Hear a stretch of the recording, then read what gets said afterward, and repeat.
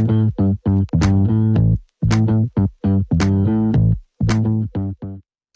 Cheryl here, the No Sugar Coach. Today is day 38 of my carnivore experiment, and all is going just fine. Today, I want to talk about life as an overweight man or woman. What do we experience day to day that a normal weight person may not understand? This may need a few videos, but I will start with weight bias and social stigma. And I think that's a pretty big subject all by itself. So I'll start there.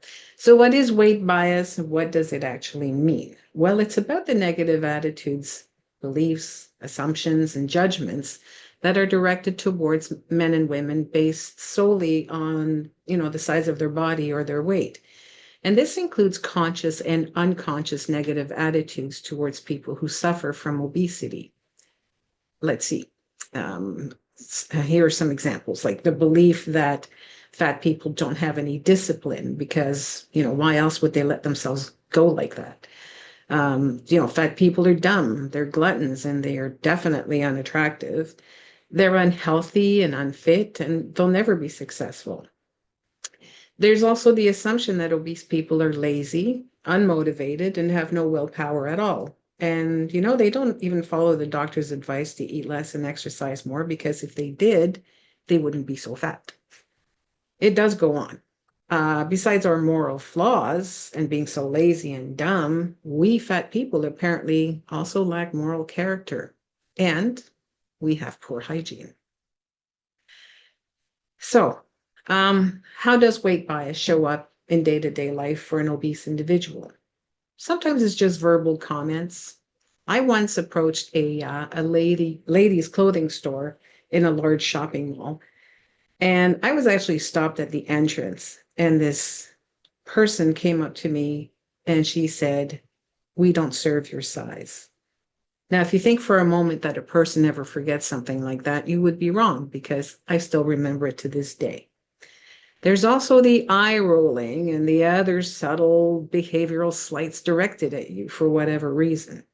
And no, we're not imagining things. In healthcare, if you're overweight, good luck getting a thorough exam. Because if you go in with a problem, let's say you've got a sore shoulder, the doctor might say, you might want to lose some weight. You have a nagging cough that doesn't go away. If you lost a few pounds, and God help you if you go in there with a stomach ache, because, maybe if you ate less and you dropped a few pounds. And now I wonder what kind of an exam a slender person would get if they had a nagging cough and a sore belly. Would they be told to eat more and to put on a few pounds? I don't think so. So weight bias leads to weight stigma. That means acts of discrimination aimed at people merely because of their weight. In an article written by Amanda Montgomery in the Collaboratory for Health Justice, she writes, focus on obesity prevention has increased exponentially within the last few decades, and with it an increase in weight stigma and negative attitudes towards people in larger bodies. In the last decade, she goes on to say, weight discrimination has increased by 66% and is one of the only forms of discrimination actively condoned by society. I have posted a link to this article in the notes below. It's really worth a read. And you know what that does to people, this discrimination and this judgment? It keeps them from going to the doctor and asking for help when they're sick. It promotes depression, anxiety, and low self-esteem. It also promotes disordered eating problems, which can contribute to more weight gain and health issues. Shaming fat people is not a motivator. It makes us socially fearful. It crushes our spirits, and it makes us feel worthless. In our minds, life can only begin once we lose the weight. Until then, we larger people will continue to show up in life playing quite small, actually. Do I think it's okay to be overweight? I think if you're healthy, you can be any weight you like.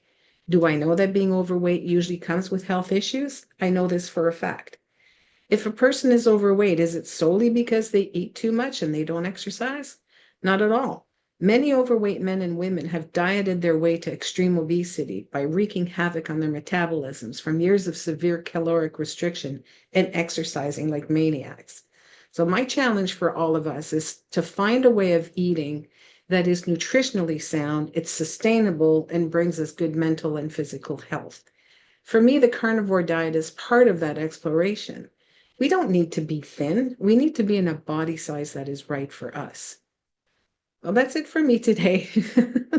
I would really love to hear your thoughts on this. Leave me a comment or use my contact form. I've included a link to the form in the notes below. All right, so I will see you tomorrow. In the meantime, eat well, be kind to yourself, and keep a smile on your face. Bye for now.